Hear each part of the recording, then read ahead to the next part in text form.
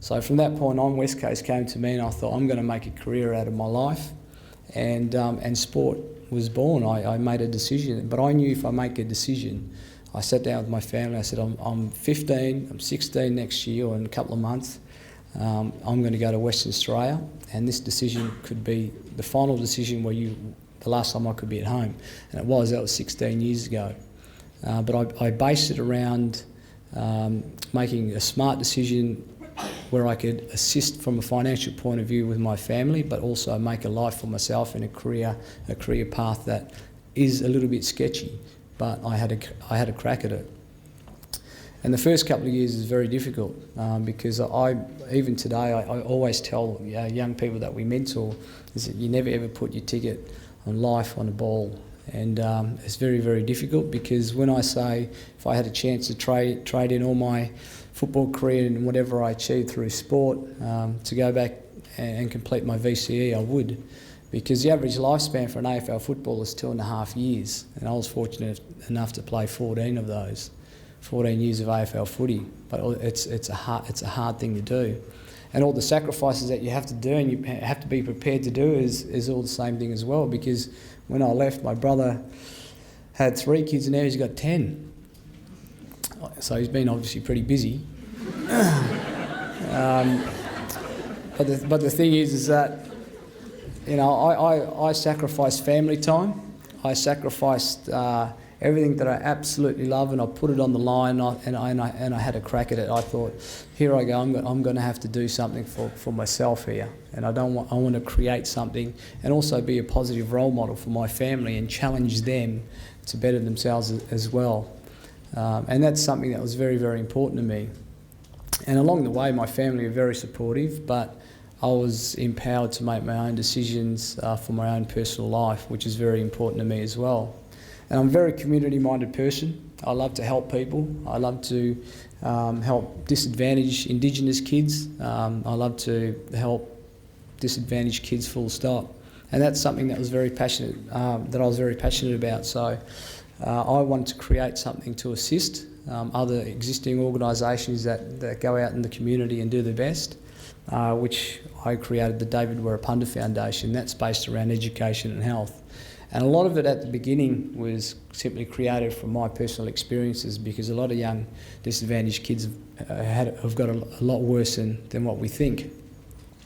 So I approached West Coast, and along the way, my whole time at West Coast, I had to teach myself a lot of different things. I used to go into the CEO's office and ask him stupid questions. And I used to say, what makes you a CEO of this football club? Why? Why are you the best? How much do you get paid? That's questions I used to ask. I used to go into the marketing department. I said, why is West Coast Eagles the most powerfulest club in the country? How come we're turning over $20 million a year? How come no one can catch us? Why isn't Essendon, Collingwood, Richmond, why aren't they in the same league? I used to ask all these questions because that became my school. West Coast Eagles Footy Club became my school. People like Michael Moldhouse and John Worsfold became my teachers, and also my teammates as well. So I had to do that, and I was keen to do that because I was keen to learn. And a lot of our sponsors, and you may see these days in sport, sponsors is very, very powerful. And our major sponsor at West Coast is Hungry Jack's. And I didn't want the discount card because I tried that 1 year and I blew up. But the thing was, I had the opportunity one day to meet Jack Cowan, who owns Hungry Jack's and Burger King. And I asked him, and he came in with his big cowboy hat on, and I was just fascinated. I'm thinking, this bloke, he's a billionaire, he's amazing. He's got his own jet, he's got everything. And I said to him, how do I own Hungry Jack's? And he goes, well, no one's really asked me that. I said, well, I want to own Hungry Jack's. And that was what I used to do because I wasn't shame anymore. I wanted to know. I was desperate to learn. I was desperate to make money as well.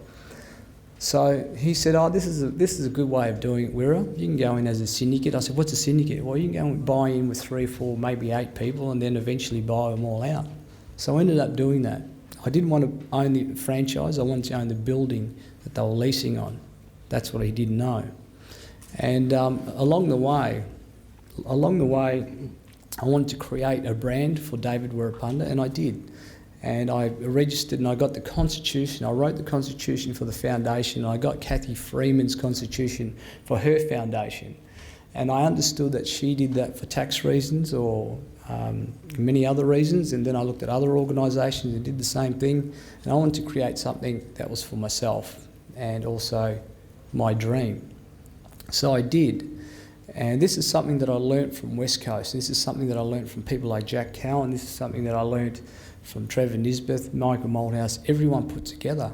So I went and registered David Wirrpanda Foundation, and I was doing my negotiations. And mind you, my first negotiations that I ever did, I was 16. I had to negotiate my own contract at $120,000. And I thought to myself, we used to split up $15 between 7 of us. So all of a sudden I started to learn and teach myself how to negotiate and speak to people and use their language. And that was I learnt about budgeting, I learnt about money, I learnt about everything, and that was the way that I had to teach myself about maths. And that became very handy when one day I was stuck, because I always planned for the worst case scenario, so I never ever disappoint myself. I never planned for my football career to go 15, I planned for it to go 2. So what I did is that this is a personal story too, everyone, so whatever I say stays in here. I created the foundation and I registered the David Wirrpanda Foundation under 2 names. West Coast didn't pick up on it. The taxation department didn't pick up on it. It was just one of my little negotiation skills. So they didn't know, and people didn't know right around Australia, that there was 2 David Wirrpandas. One of them is my father, but he's not registered. He's almost a ghost. So he was born underneath a tree, but I registered everything underneath him. And one day, when West Coast Eagles played the 2005 grand final, and we should have won, but we lost, is that I was out of contract. So I had to start thinking about my future now, because I'm at the other end of the scale of my footy career. I'm not a junior anymore, I'm a senior. And my footy career is starting to come to an end. So I had to start thinking about the rest of my life.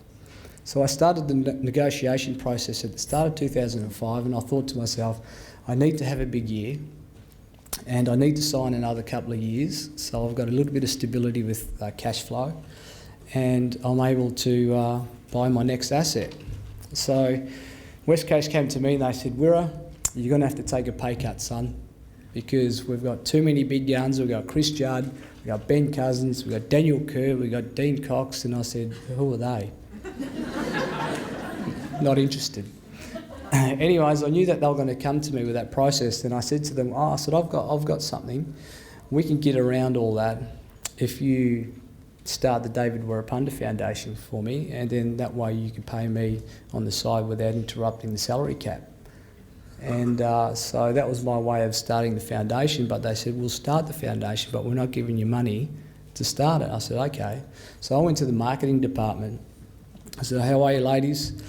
Before you send out the forms to basically renew your membership, just put in that little envelope a gold coin donation to the David Wirrpanda Foundation. And West Coast have over 1 million members right across Western Australia. You know how big Western Australia is, but on paper we've got about 50,000 people. So $1 came back, a dollar coin donation, so we had $57,000 cash come back, and I thought that's my starting point, and then we're going to start from there.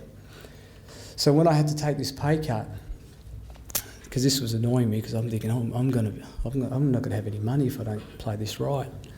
So when I took the pay cut, I said, yeah, okay, I'll take the pay cut. I love you so much, West Coast, love you. We're going to play in the grand final next year, I can feel it, and we did.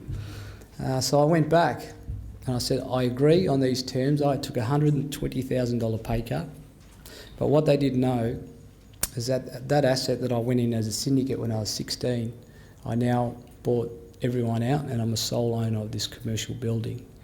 So I went to Jack Cowan and I said, Jack, I want you to extend the lease from 7 years to 20 years, that 9.5% return, and I'm happy. Signed, done. I now have that asset. West Coast money doesn't mean nothing because that's ashtray money now, and it goes and it goes and it goes. But that was something that was very important to me because the process comes back to when I was at primary school, trying to figure out how I can get around situations, trying to challenge myself as a person and also give myself an opportunity in life. And that's what it is. That's what it's all about. And along the way, I had a lot of great mentors teaching me and giving me advice. But my grandmother is the biggest mentor of my life, and she passed away before the 2005 grand final, and that was grand final day that I was getting ready to play the biggest game of my life. It was the biggest game of my life. There's 110,000 people, the MCG, West Coast versus Sydney Swans, and it was scary. But my mind wasn't on footy, my mind was on family, because I'm a very ethical person when it comes to family. And that was where I was at. So before my grandmother passed away, and I'll leave it with you guys to think about as well, she said to me, she said, son, there's millions of people that travel the world trying to find themselves. She told me life's not about finding yourself, life's about creating yourself. And she said, just love your family and love your friends because you created something a little bit bigger than we thought that you would, and a lot of us don't understand it. And that's part and parcel of growing up, but that's being prepared to make sacrificial acts that's going to benefit you, not in the short term, but in the long term as well. And that's the way that I got around life. And I'm still young. I'm only just turned 31. I'm newly retired. But I've got other things to do. I'm passionate about it. I've put myself in other areas, and you never, ever, ever stop learning, And I forgot that I was a footballer, that was almost 2 years ago. But then you do stupid things like Dancing with the Stars. Like, I can't believe I went on national TV and made an idiot of myself, Steve. But that was just a challenge. That was just another challenge that I wanted to do as well personally. And there's nothing more frightening than standing on a little floor about this big and trying to do the Viennese waltz and all that type of stuff. But it was good fun. But that was just a challenge. So what I'm basically saying is all you guys are responsible for your own attitude and actions, and that will determine how far you really want to go. And I wish you all the best with the career paths that you do choose, and just be happy and enjoy it. A lot of you have different motivations in life, but just give yourself the best opportunity, and I'm sure that you'll be okay. So thank you very much.